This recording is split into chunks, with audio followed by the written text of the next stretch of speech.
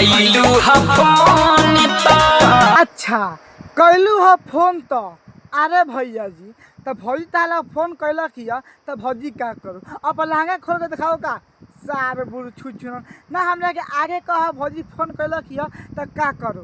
तो का हाल बा भाई। आज हम फिर से बात करे बानी सुभाष राजा के आइए पहली बार जैसे कहल चाहते हैं भाई लोग कि इनका वीडियो के जैसे का लास्ट देखा आ भाई के सपोर्ट करा। तो भाई लोगों ने वीडियो बनाने के बस एक ही मकसद बा, एक ही मकसद रहेला आप सभी को दिल से हंसाने के लिए, ना किसी को दिल को ठेस पहुंचाने के लिए। तो वीडियो को पूरा देखम और देखला के बाद भूल जाम। तो बिना कोनो लाल सुन के आज के वीडियो स्टार्ट करते हैं।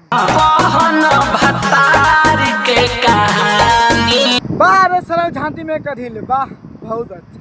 कलू ह फोन तो कह भतार के कहानी अरे सार तो नहीं इस सब के पता बा कि जब भौजी जब कौन लड़की के शादी हो गया नु जब अपना ससुर जाला तो ओकर सुहागत मनेला। तो तहरा गर्लफ्रेंड के हुए हाल बा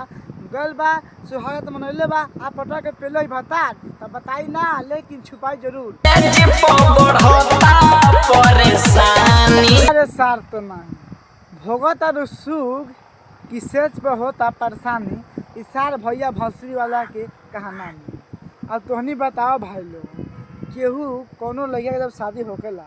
तो जब मेहरारू के लेके जाला तब पेलबे ना करेला कि छोड़ देवेला कि सारा यार मतलब कुछ भी यार बहन जो आज हमें पता नहीं का हो गल भाई यार कि अपना गर्लफ्रेंड से पूछे था कि बताओ ससुर की कहानी। अरे साफ तो नहीं मान ले तोर शादी हो गल जब तो मेहरारू तो पास में आई तो पटा के पेलबे ना तो खाली चटक देगी बाद में कहीं बात तो पेलबे ना करलो का कहतारू कि दास से हम हाथ दबा के आरे तोर बहन चलो मेरे ता कहे के मतलब का बा कि तन ता भतार बा तन बुढ़ छुनर बना दास से हाथ दबा के का करता ता गाल कि ता चुची काट लेता तार बहन चलो मतलब कैसे बात करते यार। अब हम समझ में कि पहली तक पहली कैसे कहती कहतिया कि हाथ से मैं दांत से मैं हाथ दबा के अच्छा भौजी एक काम करा जब तहार भतार दांत से हाथ दबा के क्या करता तुम आगे खोल के बता दो।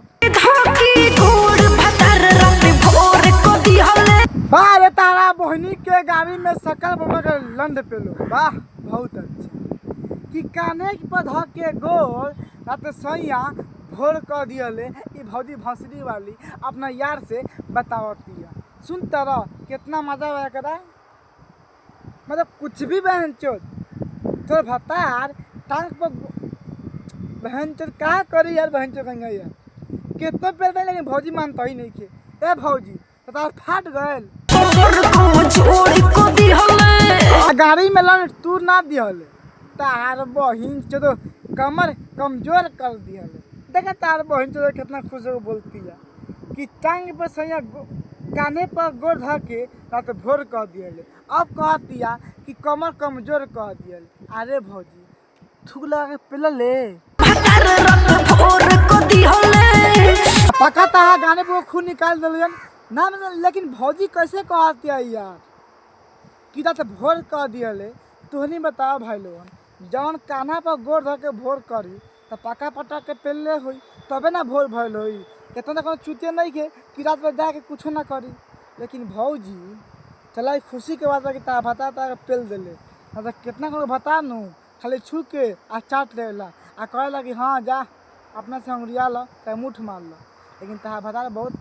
अच्छा कहले बा कि रात पटक पेलते भोर कर दिले बा अगर हम रहती तो खाली चाट के भोर कर पटक के झाट ना छील दिया तारा बहनी के में वो में प्रणाम करो हाई करो मतलब यार हम लोग समझ में नहीं आती यार जब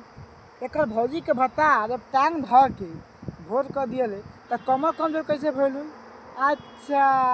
अब हम समझ में आ गए लागता नु भौजी एक गाँव में पेल दिले बा वैसे भौजी के कमर कमजोर हो गई बा। ए भौजी तो कसम से कहत नहीं अगर तारा गाड़ी में पेल हो नु